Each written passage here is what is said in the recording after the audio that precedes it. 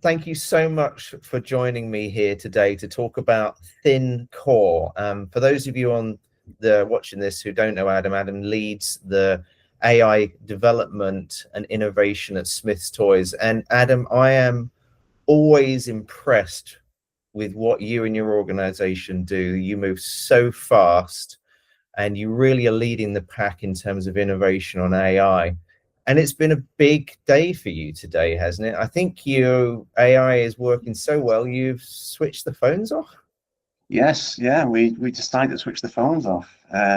It was an ad hoc decision to switch them off, but we switched them off and we decided to see how our AI system, which we call Cody, would cope. We directed the customers to our email, our contact pages, and our other channels that we run. Cody sits on all of them, and it's handling it. So far, so good. So it was a big deal to switch off our phones. We were looking to do this maybe sometime next year, but not necessarily this year, especially in peak. That's phenomenal. And again, like I said, I just find it impressive that your organization is so well aligned from a technology point of view, data perspective, but also from an organization perspective. You're willing to sort of take these chances. I think you've really helped develop a culture of innovation in Smyths Toys. So we talk about thin core at Google, and it's really saying to people who are thinking of doing SAP migrations that it's probably the time to think about moving some of the business rules out of the SAP stack, because they may be better served in a stack where the agents can really take good use of them. But you had a very interesting perspective. You actually call this distributed core. Yeah. It's the distribution of those business rules. Do you want to explain what your terminology of thin core is and distributed? Yeah, so a thin core, or what I would look at as a distributed core, is looking at what is the best place to execute a specific AI task. And it's not really necessarily anything new. We've distributed tasks forever in the SAP. You've had your ERP instance, which has done your transactional data. You've had your B2B, which has done your analytics data. So in the thin core world, it's very similar to this idea. It's looking at thinning down your AI task and understanding what's the best place for the execution of this task. In our world, we will look at that task. We have a delegator of that task, and it might look at this AI question and say this question is very complicated, and SAP might not be the best place to execute that question. So SAP will then look to, for us, BigQuery to delegate that execution of that AI task, and BigQuery will then be handed that task. It will then scale up as needed, depending on how complicated it is, and complete that AI task. But this is why I call it a distributed core, because now the roles are reversed. SAP was the thin end of the wedge there, but now BigQuery is becoming the thin end of the wedge, because it's now looking to delegate the response of that task in order to perform an action on that task. It's just completed this AI task. It's now determined an action is needed to be executed, and SAP for us is the place where we hold all our master data. It's the single source of truth for us. So any action that's going to take place on data is going to take place in SAP.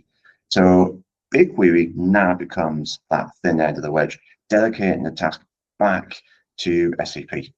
And that's why I call it distributed core, because both are very important. Both are performing AI functions.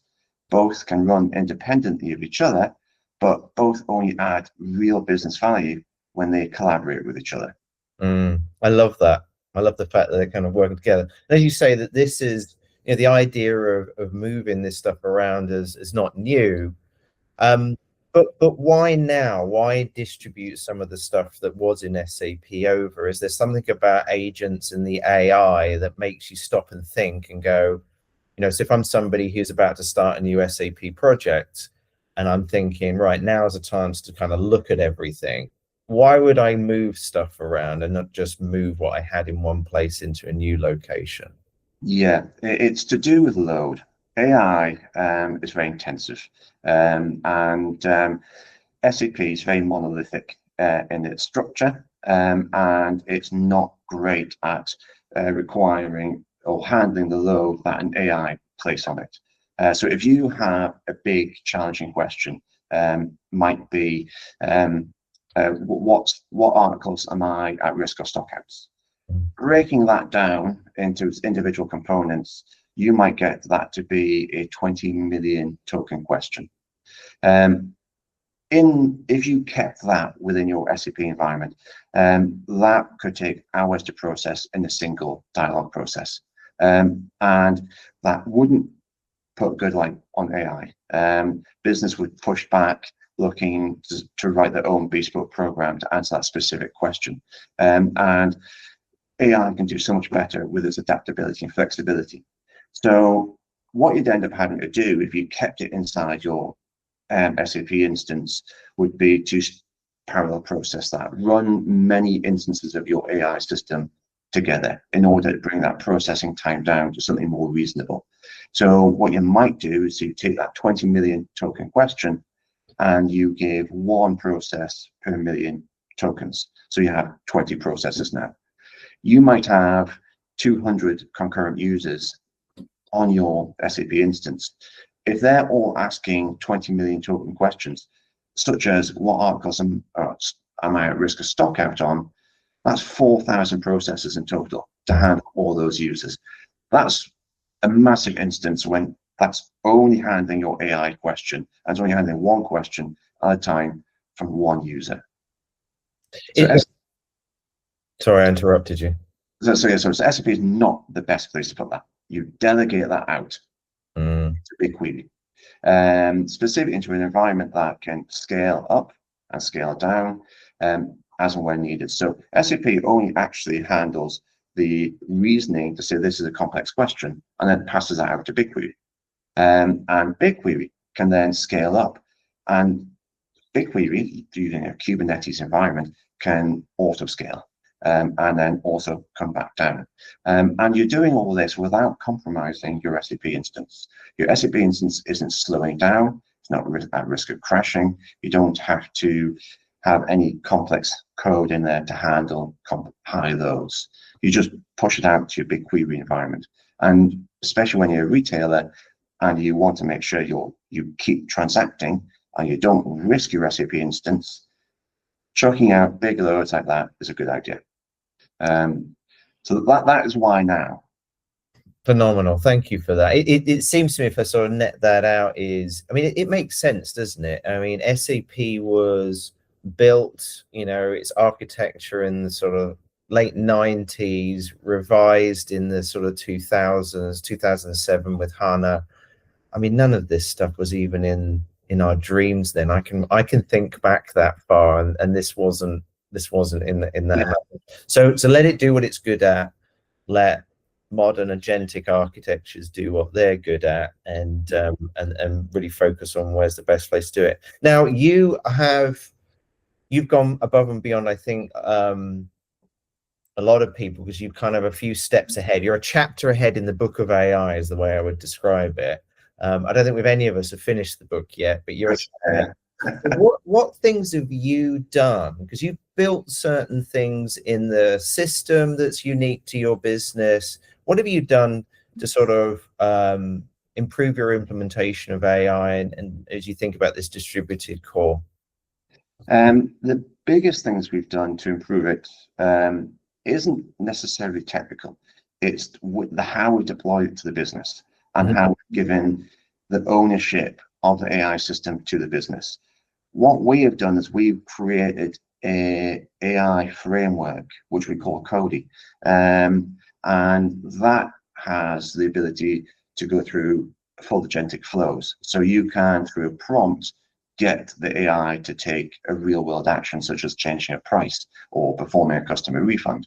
But rather than that ability staying in a development team, we actually create the framework and a SAP Fiori app to go around it, and then gave it out to the business and said, you own this. So the business own that prompt. The business get to see how their AI bot is working, and the business own that function to improve it, to tweak it, to get it answering better, to get the accuracy up. And that has been the big difference that we've done, is who owns the bot. It's not dev teams who own the bot. It's business teams that own the bot. That's really interesting, because I think some people talk about the adoption of AI and being AI first, and I think there's resistance. But what you're saying is, as a technology part of the business, is you've provided the framework, the technology, the everything that they need, and then given it to the business to allow them to sort of be the master of their own direction on this, which is a really interesting way of getting buy-in from the end users. It is. The business need to feel it's their tool, and if it's not performing well, then it's, that's on them to improve the prompt. I mean, there can be technical issues for that as well, which is we have to resolve that. But you need their buy-in, you need them to own it, you need that sense of ownership, and that's really difficult, because you will take a person out of their role and you transform them to a bot manager. And we've gone through this process with several individuals. It started off with people coming in as bot managers part-time. They then realized that they need to transition out of their role full-time and become full-time bot managers. This happened quite a lot in customer services, and we're now looking to start the same journey in our buying team, take buyers, and they will then start transitioning into buying bot managers. I love that. So this is what we keep talking about, these new roles that are appearing. You become a customer service person to a bot manager, or an AI overlord to the they are more of an AI overload, really. So from a customer service perspective, it's kind of weird, because they've gone from directly answering questions to customers to looking at how our AI system is responding about the customer and improving the AI system.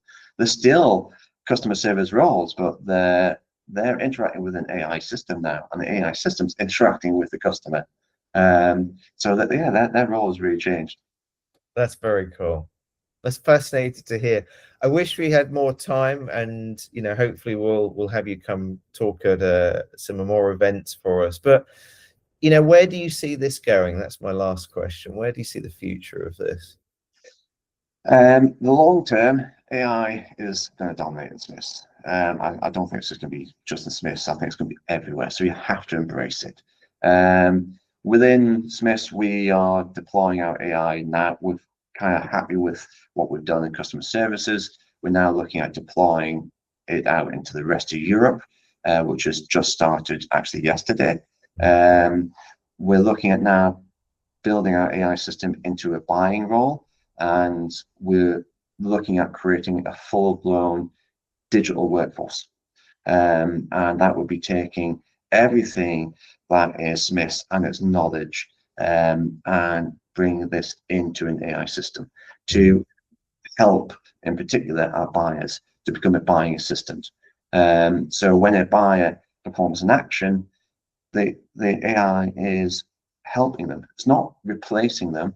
It's going to prompt them, give them a nudge to say, that's a great action, but have you thought about this? And that AI's ability to challenge the buyer on an action they've just taken is great, because it can make that human buyer make a better decision. So that is where we are going long term. To achieve that digital workforce is our long term goal. So that's a really subtle shift, isn't it? The way that we think about AI. We think of AI as a bit of a sidekick at the moment for end users. When you've talked about automated AI, but if you talk about that sort of AI, which is heavy human in the loop, what you're saying is you're shifting from the human asking the AI to go do something for you, the other way around, that the AI is going back to the human and going, let me help you out here. It's more proactive. I think there's something that you need to be aware of, or there's a problem I think I'm raising to you. So that's a really interesting way to do it. Yeah. Adam, it is always inspirational talking to you. I feel like I'm talking to somebody who's kind of leading the charge on AI, and I always learn something in our conversations. Is there one question that I should have asked you that I didn't? I don't know. The biggest question, the biggest challenge we've faced during all this, might be a good question, I don't know, would be what's our biggest implementation challenge, because it's not technical. I hear this a lot with when I speak to others. They always get caught up in the technical challenges and the technical understanding that they need to implement an AI system. The reality is that is one of the easiest things to overcome, even though it is difficult. And the hardest is people.